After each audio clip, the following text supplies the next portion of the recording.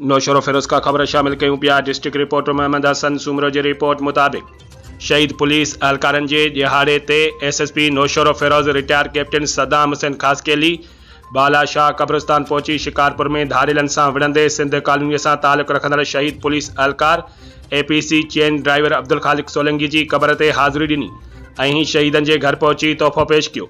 उन मौक़े ते SSP सदाम खासकेली साफ़िन सां ॻाल्हाईंदे चयो त शिकारपुर में हथियारबंदनि सां मुक़ाबले दौरान अब्दुल खालिक सोलंकी शहीद थी वियो, जंहिंखे पंहिंजे जवाननि ते फ़ख़ुरु आहे जिन वतन ख़ातिर जानियूं क़ुर्बान कयूं। अॼु सॼे मुल्क वांगुरु नौशरो फिरोज़ में भी शहीदनि खे भेटा पेश कई पई वञे।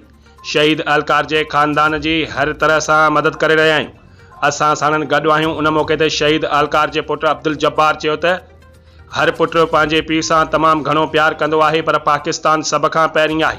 बाबा ते फ़ख़ुरु आहे जंहिं मुल्क ख़ातिर पंहिंजी जान क़ुर्बान कई। शहीद जे भाउ ख़ालिद हुसैन जो चवणो त अब्दुल खालिक मुल्क जे ख़ातिर पंहिंजी जान जो नज़रानो ॾेई मुल्क जो सर फ़ख़ुर सां बुलंद कयो। अब्दुल खालिक 1967 में पैदा थियो, 1986 में सिंध पुलिस में भर्ती थियो।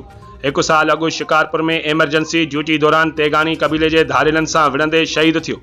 शहीद 35 साल पुलिस में ड्यूटी सरअंजाम ॾिनी ऐं सॼे ज़िले अंदरि हिक ई APC चेन ड्राइवर हुयो। शहीद हिकु पुटु, 6 धीअरूं ऐं 1 ज़ाल सोगवार छॾिया आहिनि।